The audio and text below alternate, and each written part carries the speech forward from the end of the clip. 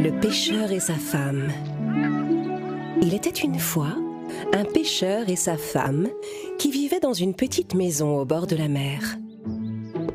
Chaque jour, le pêcheur allait s'installer au bord de l'eau et lançait sa canne à pêche. C'était une vie modeste qui le rendait heureux.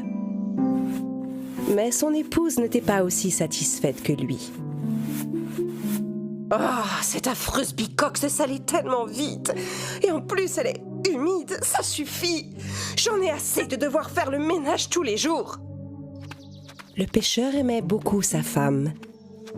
Mais quoi qu'il fasse pour elle, elle n'était jamais contente.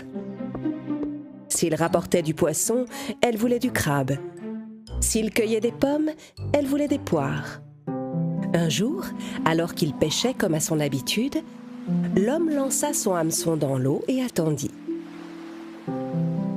Au bout d'un long moment, il sentit sa ligne se tendre. Oh, un poisson a mordu. Mais, oh, ça m'a l'air d'être un très gros poisson. Le pêcheur tira, et stupéfait, découvrit au bout de sa ligne un poisson scintillant comme de l'or.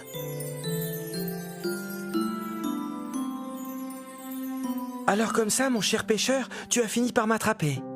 Hein? C'est toi qui viens de parler? Ou c'est moi qui deviens fou? Tu as bien entendu? Écoute, je ne suis pas un simple poisson. En réalité, je suis un prince victime d'un sortilège. Ça alors, je n'arrive pas à y croire. Relâche-moi, pêcheur. Je t'en prie, ne me tue pas. Écoute, fais un vœu. Je l'exaucerai pour te remercier de m'avoir sauvé. Non, pas la peine. Je n'avais encore jamais vu de poisson parlant.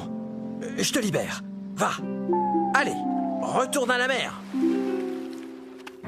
Le pêcheur retourna chez lui tout excité. « Pourquoi tu rentres si tôt à la maison? Tu n'as pas attrapé de poisson? Tu aurais pu cueillir des fruits en chemin, au moins. » J'ai attrapé un poisson tout à l'heure, mais... Mais ce poisson m'a parlé. Il m'a dit qu'il était en réalité un prince. Quoi? Et alors, qu'est-ce qui s'est passé? Eh bien, le poisson m'a proposé de faire un vœu. Mais j'étais tellement sous le choc que je l'ai immédiatement relâché dans l'eau sans réfléchir.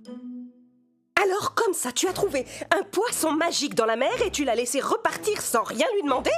Oh, je n'arrive pas à croire que tu aies fait ça. Tu as épargné sa vie. Tu aurais pu demander quelque chose en échange, comme une maison. Retourne attraper ce poisson et demande-lui une maison neuve si tu veux que je sois contente.